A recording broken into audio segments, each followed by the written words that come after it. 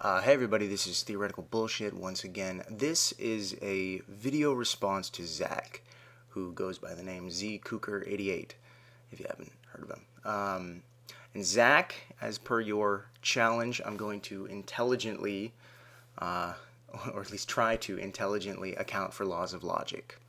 But here's how I'm going to do it. I'm going to ask you a series of 3 questions, okay? And here they are. Why does God exist instead of not existing? Why? Why does God have the traits and qualities he has instead of other traits and other qualities? Why is God's will effective rather than ineffective or partially effective? As a Christian, these are things that you cannot account for. Now let me try to explain that. You believe that the most intrinsic, default, natural state of existence in general, but without anything being created yet, without anything happening yet, that the most default state of existence is that there is this consciousness. And this consciousness has thoughts and desires and feelings and likes and dislikes and so on. And not just, chaotic thoughts, like thought, not chaotic thoughts with no rhyme or reason, but specific thoughts, consistent thoughts even, specific desires, consistent desires. This consciousness that you believe in is intellectually and emotionally intricate and particular.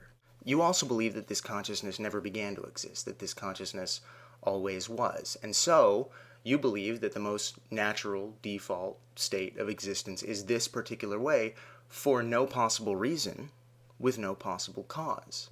And you're forced to conclude that, because if God exists as opposed to not existing, or has this trait as opposed to that trait for a reason, or with a cause, it would imply the existence of another consciousness capable of causing things and having reasons for it. But that's not what you believe. You believe this consciousness is preceded by nothing.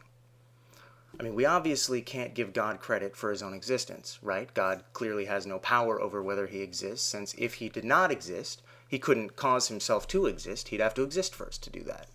And so again, you believe that the most default, natural state for existence is that this intellectually and emotionally specific consciousness just is, and just is the way it is for no reason, with no cause. Amazingly enough, you also believe that this consciousness has an effective will. And by that I mean this consciousness can decide for something to happen, and then that thing just happens. It can decide that a planet can come into existence, and then suddenly 1 septillion metric tons of physical matter manifests out of nothing from nowhere. But why? Why should that happen? Why would that happen? Why does the most natural default state of existence behave in such a way that things will come into existence or change or move just because this consciousness wants them to? Why isn't it any other way? God wills for a planet to exist and nothing happens at all, or God wills for a tree to exist and instead a stapler appears. Why is existence arranged in such a way that this God just willing something, whatever that means, works? Following the same line of reasoning we used for God's existence, we obviously can't give God credit for his will's effectiveness, right? It's not as if God has any power over whether his will is effective, since if his will weren't effective, he couldn't make it effective. His will would have to be effective first to do that. God's will just is effective, for no reason, with no cause. Existence, you believe, just is that way. And if there truly was no external consciousness, no reasoning, no planning of any kind that would account for God existing instead of not existing, or having this quality instead of that one, or having an effective will rather than an ineffective one, then the fact of God's existence, as well as the qualities he has, is completely and inarguably random. You can't say that God has one quality and not another because this one is better. Better according to whom? Better for what purpose? You can't say that God has this quality instead of that one for any reason at all, since doing so would necessitate an even higher consciousness capable of having a reason. But you don't believe that. So you're forced to conclude that God's existence, his consciousness, and his qualities are random. Now let's talk about logic. You believe that I can't account for the laws of logic, and you can. Now here's what's interesting about that. What's interesting is the way you think you're accounting for logic. You think that you're accounting for laws of logic by asserting that logic reflects the consciousness of God. And so if God only exists because God just happens to exist, and if God has the qualities and traits he has just because he happens to have those traits and qualities, and if God's will is effective just because God's will happens to be effective, all for no reason, all with no cause, then the laws of logic you claim are contingent on this being are also just what they are, for no reason, with no cause. Now, Zach, I have to ask you this, and I want you to be as unbiased and intellectually honest as you can be. Do you really think you've accounted for anything at all? To answer your question more directly, laws of logic are not laws at all. That's just an anthropomorphic expression we use to describe this phenomenon in relatable language. Logic isn't prescriptive like laws in the way that we commonly use the term. Logic is descriptive. Logic is a tool and a language we use for describing how all things that exist consistently and reliably behave. When we call something a law of logic, we're talking about a precondition to existing. That's it.